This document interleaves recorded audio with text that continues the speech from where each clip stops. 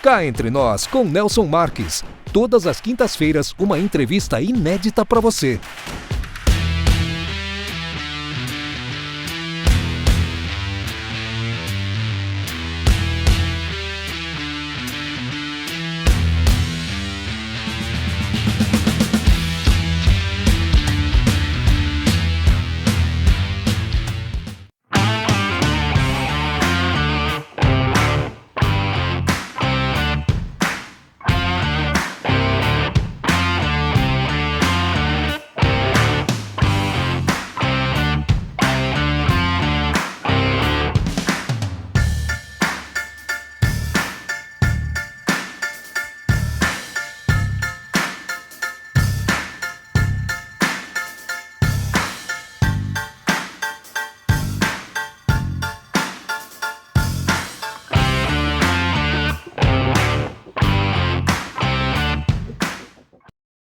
Olá pessoal, estamos iniciando mais um Cá Entre Nós. E o tema a ser abordado hoje é a importância do controle de peso na saúde e vitalidade dos pets na terceira idade.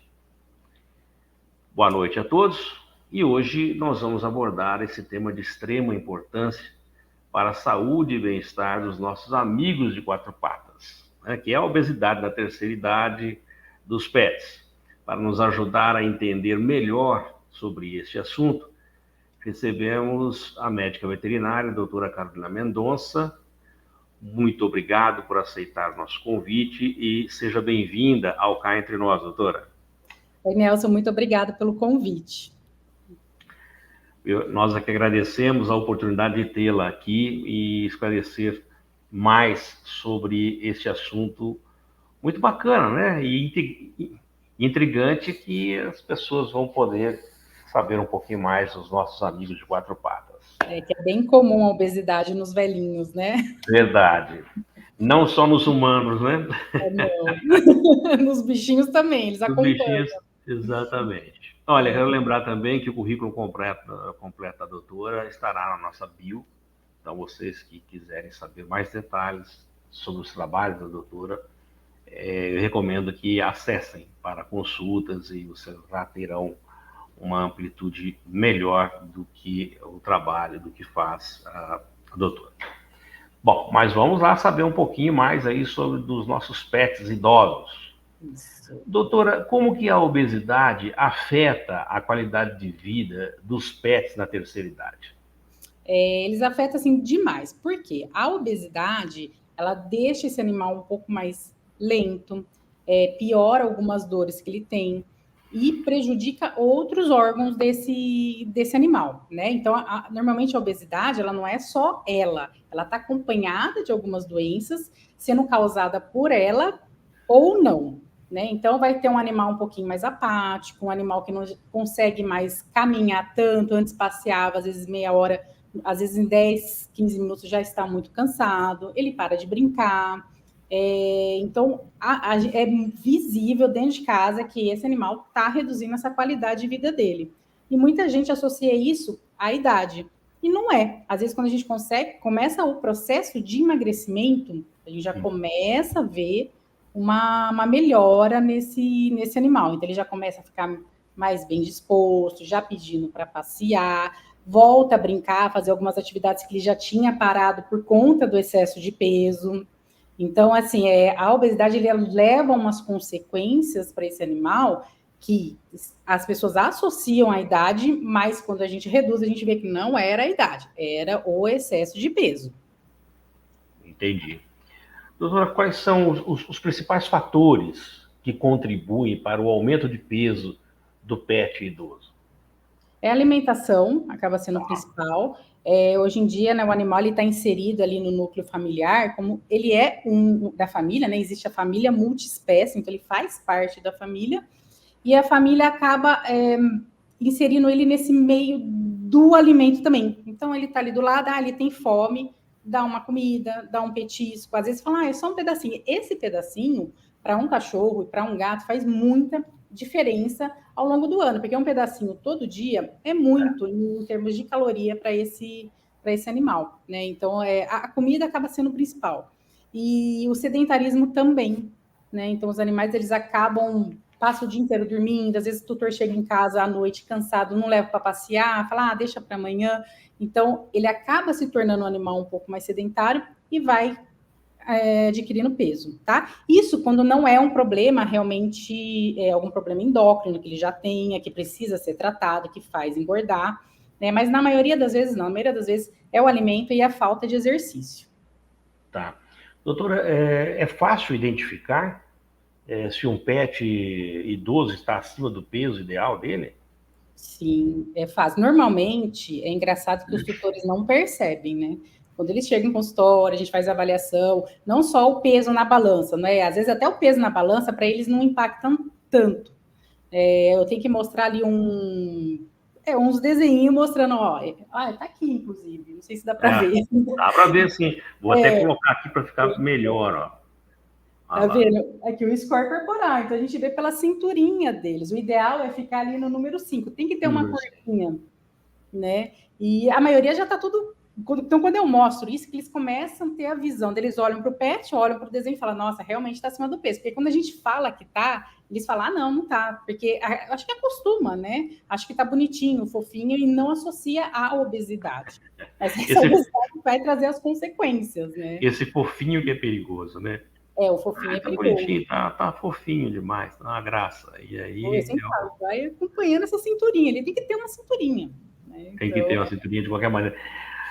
Não é muito diferente dos humanos, né, doutora? Só tem que ter uma cinturinha boa. Uma cinturinha. Então, é igual, a mesma coisa. A gente tem que pensar na gente, a associação é a mesma. É a mesma. E quais são os riscos e complicações da obesidade para os pets nessa idade? É muito, viu, Nelson? Tem muita coisa. Desde ele pode predispor, por exemplo, uma doença renal, tá? Que tem muita associação das doenças endócrinas, da obesidade com o problema renal. Então, às vezes, um paciente obeso, ele vai ter um hiperinsulinismo. O que é isso? Já tem um aumento de insulina. Então, ele é um animal extremamente inflamado. Quando a gente tem esse animal todo inflamado, a gente prejudica o coração, a gente prejudica o rim, a gente prejudica o fígado. Então, a gente prejudica um organismo inteiro. Né? Então, assim, esse animal com hiperinsulinismo, ele mantém a insulina dele lá em cima, mesmo tendo a glicemia normal. Mas um dia esse pâncreas vai cansar de ficar produzindo tanta insulina. Aí que o animal vai se tornar diabético. O animal obeso que não for tratado, uma hora ele vai se tornar diabético, né? E quando ele se torna diabético, aí é um desespero, porque as consequências da diabetes são muito sérias. Então, a gente precisa evitar que esse paciente se torne um animal diabético, né? Eu estou falando aqui do problema endócrino, mas ele vai ter a consequência na articulação. A articulação dos animais não aguenta tanto peso. Por exemplo, um gato. O gato, ele gosta de pular, vai para cima. Ágil. Ágil. O gato gordo, ele já tem dificuldade de fazer isso. Então, ele vai, antes de pular, por exemplo, no sofá, ele vai ficar lá olhando, pensando para conseguir pular. Isso daí, você já vê que o excesso de peso já está prejudicando aquela articulação. Então, ele já está com uma dor, ele já está com um incômodo. O gato, ele foi feito para ser magro. Ele não foi feito para ter excesso de peso, tá? Então, a gente está prejudicando a locomoção desse animal. E quando a gente prejudica essa locomoção, a gente reduz a qualidade de vida dele. Ele deixa de caçar aquele insetinho, ele deixa de brincar, né? O cachorro, como eu já falei anteriormente, no passeio, ele vai cansar muito mais rápido, ele vai começar a mancar. Então, visualmente, assim, a gente já percebe que alguma coisa não tá certa. E algumas alterações que a obesidade leva, às vezes são irreversíveis, né? Então, daí ele vai ter ali um problema que foi consequência da obesidade e vai levar para o resto da vida. A gente vai ter que controlar sintoma, controlar a dor, mas a gente não consegue voltar atrás. Então, o ideal é sempre tomar conta desse peso aí dele, sempre, a vida inteira. Essa questão que a senhora comentou aí, da insulina, né, da glicose dele, mesmo estando com a glicose dele normal, mas o açúcar que é produzido é excessivo, normalmente em nós gera um problema de tireoide por aí, né? Que só tem que ser tratada. Sim. E nos animais é a mesma coisa? Quando a gente tem um problema endócrino, normalmente a gente vai investigar todos os... Fazer a causa. Tem ligação, tá? Então, às vezes, né, ele já está com hiperinsulinismo, a gente vai avaliar a tireoide, ainda não tem nada, mas a gente já fica esperta, porque uma hora vai ter uma alteração ali. Pode ter alteração na adrenal também, levando a um hiperadrenocorticismo, né, uma doença que chama síndrome de Cushing, que também é um problema endócrino. Então, normalmente a gente mexeu numa glândula endócrina, as outras elas vão acabar sendo sobrecarregadas ou elas vão também parar ali, vai causar alguma complicação. Tá? Então, a parte endócrina é muito complexa, mas elas têm total ligação. Tá. Bom, então a importância da dieta na saúde e vitalidade dos pés, a versatilidade é fantástica. É uma importância, é tudo, né? É tudo. É uma das coisas que, assim, quando eu começo a atender um velhinho, a primeira coisa que eu mexo é na dieta deles. Não só em questão, não só questão do peso desse animal, mas para tudo, né? Para a saúde dele. Então, a dieta é importante para a gente manter qualidade de vida e trazer bem-estar para esse paciente. Então, ele precisa comer direito e precisa estar balanceado essa dieta. Seja ele comendo ração ou ele comendo uma alimentação natural. Precisa estar balanceado e tá tudo certinho para esse animal poder ficar bem, né? Porque quando a gente fala em velhice, a gente não pode pensar, animal velho é quieto, deixa ele dormindo. Não, animal velho não é para ficar dormindo o tempo inteiro. Ele dorme mais que um jovem, obviamente, mas ele tem que fazer as coisas que ele sempre fez. Né? Ele tem que ter o tempinho dele para brincar, ele tem que ter o tempinho dele para passear e ter disposição para isso. É esse que é sempre o objetivo. E o peso é um dos mais importantes aí. E em si, falando de alimentos, quais são os alimentos mais recomendados para ajudar nesse controle de peso? A gente vai por duas linhas, né? Daí vai depender do tutor, né? O que ele vai optar. Se ele optar pela ração, existem algumas rações que são terapêuticas, já indicadas para o emagrecimento. Para isso. Mas essas rações, muitas vezes o tutor fala, eu já dei, não adiantou nada. É que assim, ela tem que ser dada na quantidade certa, que é calculada pelo veterinário.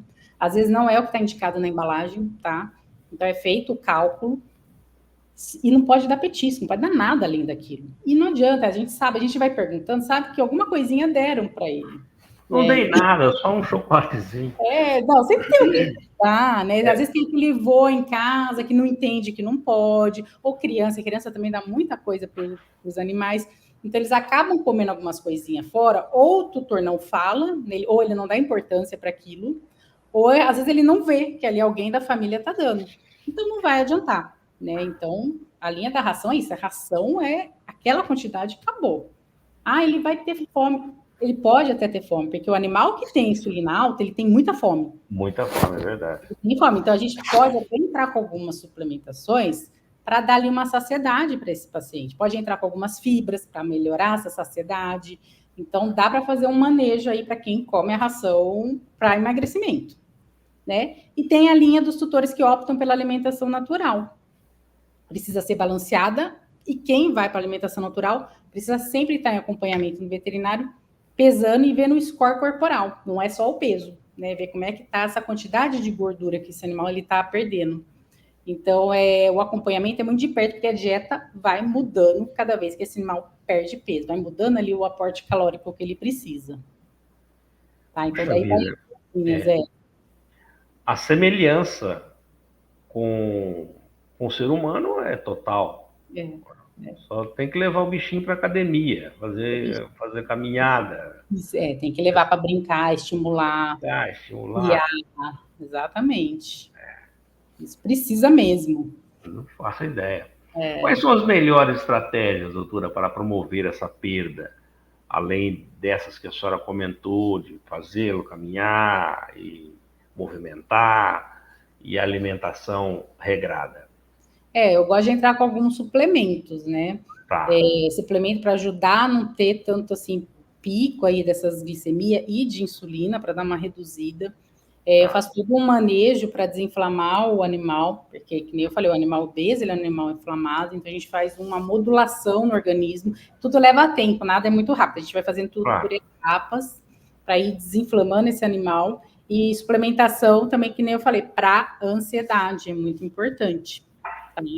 E sempre controlando, quando essa perda de peso, para ver se não está tendo perda de massa muscular ao invés de gordura. Então, o acompanhamento do animal obeso que está em processo de emagrecimento tem que ser muito de perto, né? Não é só passar a dieta, volta daqui a um ano, não. Né? Que a gente pode, às vezes, complicar ali algumas situações dele. Mais uma vez, né? O ser humano também vai ficando mais idoso, tem que se preocupar com isso. Sempre A musculatura vai, de acordo com a idade, ela vai se esvaindo, a gente tem que manter, e para manter tem que tomar cuidado para se manter, para que não faça excessos e complique outras coisas. Quer dizer, é um cuidado como se fosse com o ser humano mesmo, né? É importantíssimo isso. É muito importante. Muito importante. Como o exercício físico pode ajudar nessa manutenção do peso, na saúde desses pets? Eles vão ajudar na questão da perda da caloria, né? Então, por isso que tem animal, inclusive, que eles vão para a fisioterapia, mas na questão de fazer aquela esteira na água para perder calorias, às vezes, principalmente aqueles que têm muita dor articular, por enquanto, quando eles estão com muito excesso de peso, não conseguem caminhar muito. Na esteira, eles conseguem ter um pouquinho mais para que não sobrecarrega tanto as articulações. Então, e precisa, não adianta, eu falo, só alimentação não adianta. Precisa ter o exercício físico junto, tá? Então, ele é muito importante, tanto para manter aquela massa muscular dele, para não deixar ele perder nesse processo de emagrecimento, e como para ajudar a perder a gordura, né? Aumentar o metabolismo desse paciente. Porque ele já tem um metabolismo muito devagar, então o exercício ele auxilia para aumentar esse gasto calórico dele. A senhora comentou que a senhora costuma também controlar através de suplementos, né? E existe além de suplementos, alguns medicamentos para isso também, não? Eu não uso medicamento, porque ainda mais animal idoso, que a gente tem o organismo dele já é um pouco comprometido, né? Claro. E alguns medicamentos, se a gente entrar, a gente pode prejudicar mais ainda os rins, sobrecarregar alguns órgãos que eles já estão envelhecidos. Né? Então, eu prefiro ir para a terapia mesmo dos nutracêuticos, de vitaminas, né? Que eles auxiliam bastante. Tá? Eles vão ter a resposta que a gente espera, que a gente quer, o objetivo, e eu não vou sobrecarregar o organismo velhinho ali. Então, assim, o velhinho, eu falo, menos é mais, principalmente quando se fala de medicação. Medicação a gente usa quando a gente não tem outra opção, realmente a gente precisa usar ali na fase aguda para depois manter ele, mas o emagrecimento é suplementação, é a melhor opção para eles. Doutora, creio que a senhora deva ter aí uma infinidade de acontecimentos, né, que a senhora poderia nos relatar alguns deles, para que pudesse, como se diz, elucidar esse momento nosso aqui que a senhora está comentando sobre esses pets, a idade desses pets. Tem algum que a senhora poderia, o tratamento que resultou, como ele estava, como ele ficou? Acho que seria interessante se a senhora pudesse. Então, tem bastante. Inclusive, quando a gente começa, assim, a gente começa a melhorar esses pacientes, quando eles começam a ficar mais ativos, alguns acabam se machucando, vamos dizer assim. Então, então eles começam a ficar mais bem dispostos, então daí começa a pular, ensofar, machuca. Né? Então, eles emagrecem, eles ficam bem, eles começam a brincar, o tutor fica feliz e esquece de ver esse lado. Pronto, ele não está acostumado a pular, ele não está acostumado a ir para a rua. Eu tive casos de paciente que começou a emagrecer, começou a ficar bem, a tutora acostumava a ir passear, para ele fazer xixi ali na frente de casa, sem coleira. E ele ia e voltava devagarzinho, e numa dessas que ele já estava melhorando, ele fugiu, e ela foi correndo atrás, e eu nunca vi ele correndo daquele jeito, foi difícil pegar ele de volta. Então, assim, ele vai ter uma melhora. A maioria dos casos que a gente faz, o tutor faz certinho, eles emagrecem e eles ficam muito bem, tá? Então, mas a gente tem que ter esse cuidado a mais para eles não prejudicar o outro lado, se machucar a articulação, fugir, porque eles vão ficar melhores, tá? O que tem que saber, o processo de emagrecimento é devagar. Se tiver emagrecimento rápido, alguma coisa está errada, ou na dieta, ou ele está com alguma outra doença que precisa ser investigada, né? Não é para emagrecer rápido. Às vezes o processo de emagrecimento vai 1 ano. Isso que eu ia lhe perguntar, uma ideia de tempo para a gente. Dependendo do tanto que ele tem que perder, às vezes chega 1 ano para ele chegar no peso para manutenção. Nelson, às vezes vai longo. Tem uns que às vezes 6 meses, assim, a gente já conseguiu ali atingir o objetivo. Tá. Né? Então a gente vai colocando metas pequenas. Eu quero daqui tanto tempo que esteja aqui. Então a gente vai por metas até chegar no peso final de manutenção que a gente deseja, o objetivo. E quando faz certinho, Nelson, eles emagrecem. Tem gente que fala, não vai, nunca já tentou, não conseguiu. Faz certinho, a gente identifica se tem alguma doença endócrina, porque se tiver realmente um hipotireoidismo, a gente começa a tratar, daí a gente começa a melhorar. Se tiver outras doenças causando esse excesso de peso, a gente trata junto para ajudar nessa redução do peso. Mas eles conseguem, eles alcançam o objetivo sim. Lógico que precisa da família sempre junto, do lado, porque se a família não ajudar, não chega, né? Não alcança o objetivo deles. Tem que ter, como a senhora falou, o tutor tem que estar bem imbuído disso, né? De todos os acontecimentos para poder fazer acontecer. Sem ficar com dó, né? Porque dá dó, ele passa fome, mas ele não passa fome, né? A gente faz uma dieta para não passar fome, né? Que dá uma saciedade maior, então tudo dá certo. A gente, quando faz regime, a gente passa um pouquinho só de fome, mas depois acostuma, né, doutora? A gente passa fome e a gente passa vontade, né? Mas é que a nossa cabeça é complicada. Os animais, eles não têm essa cabeça, eles não pensam, né? Não vão pensar, eu não vou conseguir. A gente já pensa, eu vou olha aquele cardápio e falar, não vou conseguir. Eles não têm isso, né? Eles vão comer o que o tutor der. Então... Tem razão. Doutora, como que a obesidade pode impactar outras condições de saúde comuns em pets idosos? Como artrite, a diabetes, essas coisas. Então, a artrite, a artrose, a osteoartrose é uma, que eu falei, a consequência que a gente é mais visível, e é visível é quando o tutor, às vezes, ele procura o veterinário não pela obesidade, pelo fato dele estar mancando, dele estar mais quietinho, e a gente vai ver... Mas já é uma consequência. É a obesidade que está causando ali, está prejudicando aquela articulação, sobrecarrega ali, e já levou essa artrose, às vezes ele já está com uma artrose ali. Então, e a diabetes, na verdade, o animal obeso, ele potencialmente ele pode ser um diabético. Normalmente, quando a gente faz os exames, ele já está pré-diabético. Então, leva essa consequência. Doença renal, cardiológica, do fígado. Então, todo um organismo inteiro, na verdade, prejudica esse excesso de peso. Bom, doutora, pensando nisso tudo que a senhora está comentando, a obesidade é uma doença grave. Gravíssima. E está aí muito em alta nos animais, né? Eles estão ficando muito gordos, os animais, muito. Teve um aumento, assim, quando eu me formei, eu não atendia tanto animal obeso. Hoje quase todos estão acima do peso. Quase todos. Nós podemos dizer que as outras doenças que surgem são consequência. Muita delas são. E a origem pode ser, por essa analogia, a obesidade. Então, vamos tratar a obesidade, sim, que certamente, como a senhora mesmo disse, muitas dessas doenças podem não surgir. Isso, a gente cuidado. O controle do peso que a gente faz, se fizer ao longo da vida do pet, a gente pode prevenir inúmeras doenças, sabendo controlar esse peso ao longo da vida. Então, é importante. Doutora, quais são os sinais de um pet idoso estar perdendo peso de forma inadequada?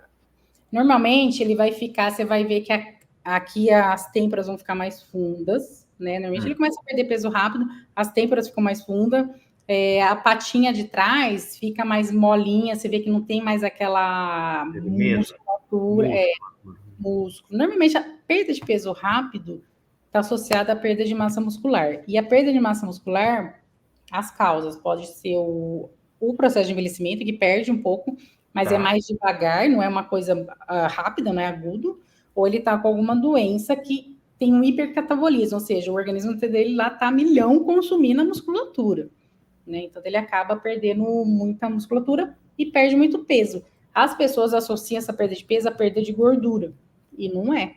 Não é. E não, inclusive tem animais que eles chegam a ter uma obesidade sarcopênica. Eles perdem muita massa muscular, mas eles estão com muita gordura. Muita gordura. Aí o tutor acha que ele emagreceu, e às vezes não emagreceu. Ele está com muita gordura, mas a massa muscular dele foi toda consumida. Isso é mais perigoso ainda do que um animal só obeso. É muito mais perigoso. Por isso a senhora falou do acompanhamento, não só dos exercícios, mas também a parte da gordura, né, no corpo. Tem um exame, a senhora falou o nome, eu não me lembro. É o score corporal e a gente tem que fazer o score muscular também, é sempre os dois juntos. Ver a gordura e a musculatura, a condição de cada um. Tá. E como que o ambiente doméstico pode influenciar no peso e na saúde desses pets idosos? Influencia porque hoje em dia eles estão morando mais em apartamento, primeira coisa. Isso já faz eles se exercitarem menos, né, do que o cachorro que tem um quintal disponível, que ele corre, que ele brinca, que ele vai para a grama. Então, o cachorro de apartamento tende a ser mais obeso do que um cachorro que tem aí um espaço para correr. Uhum. O piso também de casa, normalmente é um piso liso. Então, ele escorrega, então às vezes se sente um desconforto. Então, devido a isso, ele tende a ficar mais quieto, ele vai saber, se eu correr ali, eu vou derrapar. Eles vão diminuindo essa brincadeira, esse correr de um lado para o outro, né? E a questão de os animais, quando eles são filhotes, eles pulam em sofá, desce, cama, desce. Isso daí a gente vai prejudicando muito a articulação, né? Então, nós, dentro de casa, já quando adquire um animal, já fazer, não deixar ele pular direto. Eu sei que às vezes é difícil, você pega uma raça tipo um bulldog, eles são terríveis, então eles já vão correndo, mas ensinar eles a usar a escadinha, usar a rampinha, para a gente não sobrecarregar isso lá na frente. E daqui a pouco trava, é coluna que prejudica. Então, dentro de casa, a gente adquirir um animal, a gente já tem que fazer os manejos desde filhote. É que as pessoas que têm um filhote e não pensam na velhice. Só que chega na velhice, eles já chegam com todas as consequências que aconteceu quando era jovem e a gente não deu atenção. Né? Falar, deixa, é saudável. Não é, a gente tem que prevenir, né? Evitar que ele tenha alguma coisa ali para frente. Realmente é complicado ter um pet, né? O cuidado é diário, porque senão... Eu acho assim, a gente costuma dizer assim, de santa ignorância, né? E quando você não sabe, é tudo alegria, tudo brincadeira, você não vai saber.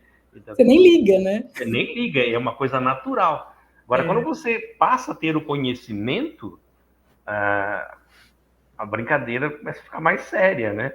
Quando a gente começa a olhar para esse lado, começa a olhar para esse lado, começa a evitar muitas coisas, tal. Acho que tem que ser assim mesmo. Doutora Carol, cá entre nós, quais são as medidas preventivas que os tutores podem adotar para evitar a obesidade em pets idosos? Seguir as recomendações do veterinário quanto à alimentação, né, a quantidade ideal, o que pode, o que não pode, os horários certos para alimentar esse animal. Petisco, se for dar petisco, estar calculado ali na dieta dele, isso eu falo desde filhote. Uhum. Então, não pode dar petisco. Pode dar petiscos. Petiscos bons, de preferência que você faça em casa natural. Se não for o caso, com menos ingrediente possível, aqueles com uma carninha desidratada, alguma coisa do tipo, você pode comprar e oferecer, mas calculado dentro da dieta. Isso é a coisa mais importante. Sempre passear com esse animal, sempre. Né? Não deixar de passear, não deixar de estimular brincadeiras com ele. O nosso papel é chegar em casa e brincar, por mais cansado que a gente esteja, eles esperam aquilo o dia inteiro, faz parte bem para a saúde mental deles também. Então, a gente pensa tanto no físico quanto no mental desse animal, né, para ele não depois descontar, porque aquela coisa de compulsão alimentar no animal existe também. Né? Então, existe também. Se não tiver com a emoção dele em equilíbrio, ele vai descontar, ele vai querer comer tudo. Então, vamos estimular, vamos brincar, ver essa parte emocional dele, né? Ter esse olhar para ele, se alguma coisa não está deixando ele triste, com tédio, depressivo, né? Que vai fazer ele querer comer mais. E cuidado com as comidas mesmo. É importante, porque tem cachorro que sobe, pega as coisas que não deve, fuça em lixo. Então, a gente ter cuidado, esses manejos também com esse animal em casa. Não deixar comer. E uma coisinha a mais faz a diferença ao longo da vida dele. Então, pode dar petisco? Pode, desde que calculado na dieta do aporte calórico que ele precisa. Né? Que eu acho até importante dar o petisco para essa relação tutor-animal, né? A gente cria um vínculo com eles. mas uma coisa mais Um saudável. condicionamento, né? Também, às vezes para ensinar, também eles são muito bem-vindos os petiscos, né? Eu não sou contra da petisco, mas não aqueles cheios de porcaria dentro, né? Sempre olhar a composição, a gente tem que ler também, igual a gente lê pra gente, tem que ler pro cachorro, quanto menos é mais, é muito melhor não ter quase nada ali na composição e com caloria já calculada para a dieta dele. Doutora, uma suposição. Tenho um pet e não compro ração. Dentro de casa, o que eu devo dar para ele comer de uma maneira mais saudável? Tem que passar no veterinário e fazer o cardápio, Nelson, porque a alimentação do animal, cada fase que eles têm, né? Cada fase ele vai demandar uma quantidade de nutriente. Eu não estou falando só de caloria agora, macro e micronutriente.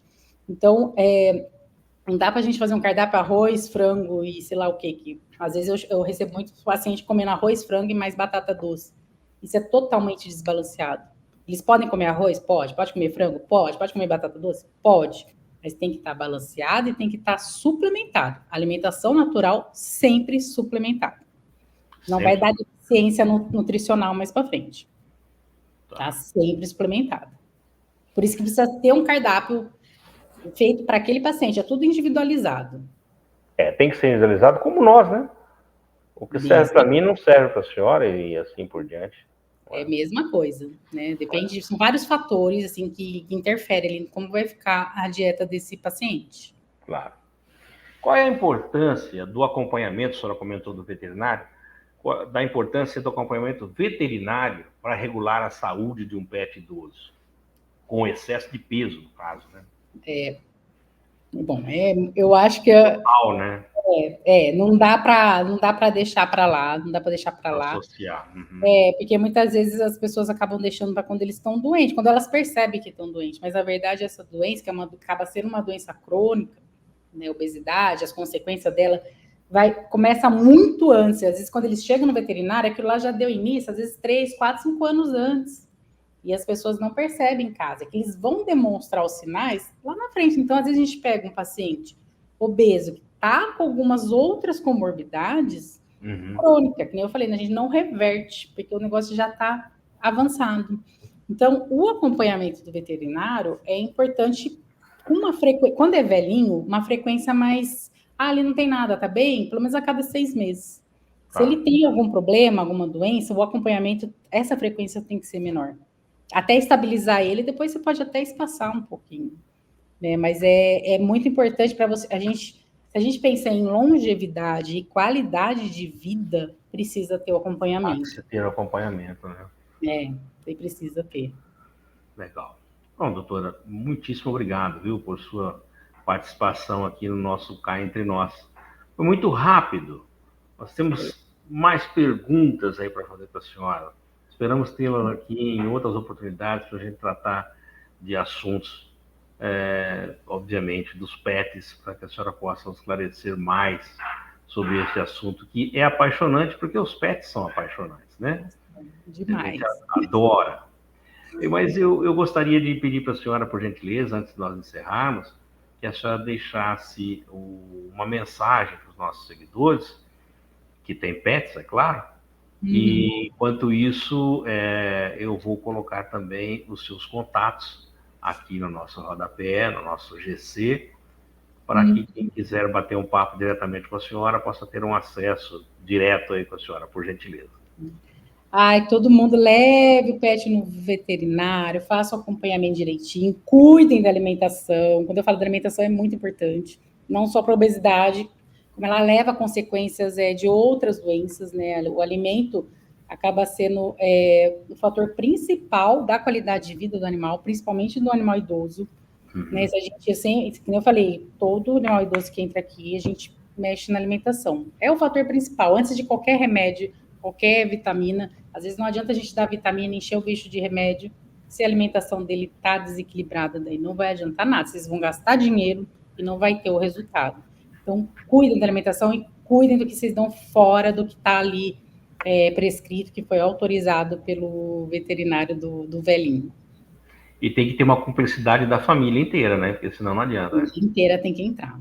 A família inteira. Eu sei que às vezes é complicado, mas o ideal é que todo mundo entre aí nisso aí para melhorar ele, o bichinho, né? Senão é difícil. Okay. Doutora, mais uma vez, muito obrigado, viu, pelo carinho da senhora em nos atender. Eu que agradeço, Nelson.